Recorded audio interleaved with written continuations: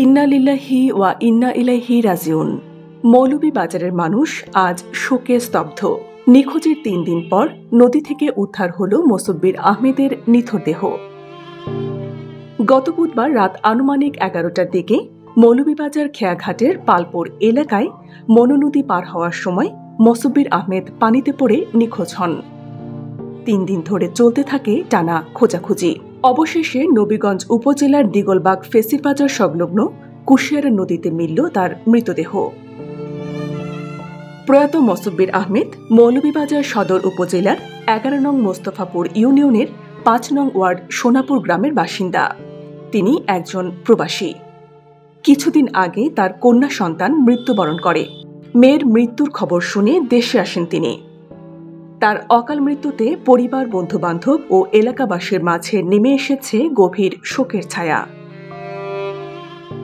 গতকাল বাদ এশা college hostel মাঠে অনুষ্ঠিত হয় তার জানাজার নামাজ।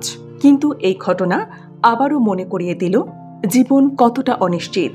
গত সপ্তাহেও যিনি হাসি মুখে বন্ধুদের সঙ্গে গল্প করছিলেন, আজ তিনি শুয়ে আছেন সাদা কাফনের আড়ালে। হয়তো নদীর ওই স্রোত থেমে যাবে, কিন্তু মোসাব্বিরের আকস্মিক বিদায়ের এই স্মৃতি মৌলভীবাজারবাসীর মনে থেকে যাবে চিরদিন। এই ধরনের হৃদয় বিদারক ও গুরুত্বপূর্ণ আপডেট পেতে আমাদের সঙ্গে থাকুন।